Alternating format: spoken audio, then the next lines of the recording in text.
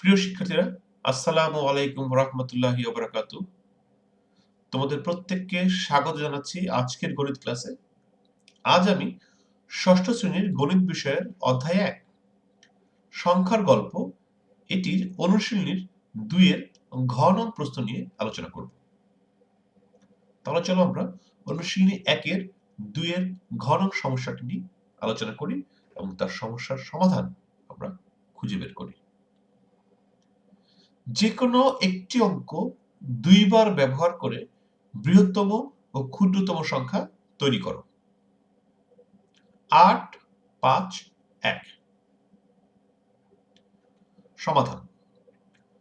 প্রদত্ত অঙ্কগুলো ৮, ৫, ১। প্রদত্ত শর্ত, যে কোনো একটি অঙ্ক দুইবার ব্যবহার করে বৃহত্তম ও ক্ষুদ্রতম সংখ্যা তৈরি করতে হবে। যেহেতু একটি অঙ্ক দুইবার ব্যবহার হবে, তাই গঠিত সংখ্যাটি ৩ অঙ্কের না হয়ে ৪ অঙ্কের হবে। বৃহত্তম সংখ্যা গঠন। এখানে ৮, ৫, ১ অঙ্কগুলোর মধ্যে বৃহত্তম অঙ্কটি ৮। সুতরাং ৮ অঙ্কটি পরপর দুইবার লিখি, ৮৮।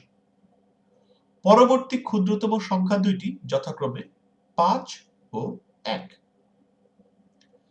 আমরা জানি অঙ্ক পাতনের যে কোনো অবস্থানে বৃহত্তর অঙ্কের স্থানীয় মান ক্ষুদ্রতর অঙ্কের স্থানীয় মান অপেক্ষা বড় হবে।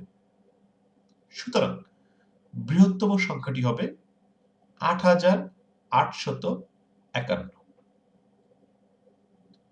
ক্ষুদ্রতম সংখ্যা গঠন। এখানে ৮, ৫, ১ অঙ্কগুলোর মধ্যে ক্ষুদ্রতম অঙ্কটি ১।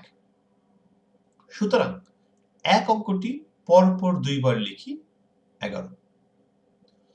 পরবর্তী বৃহত্তম সংখ্যা দুইটি যথাক্রমে ৫ ও ৮। আমরা জানি অঙ্ক পাতনের যে কোনো অবস্থানে বৃহত্তর অঙ্কের স্থানীয় মান ক্ষুদ্রতর অঙ্কের স্থানীয় মান অপেক্ষা বড় হবে। সুতরাং ক্ষুদ্রতম সংখ্যাটি হবে ১১৫৮।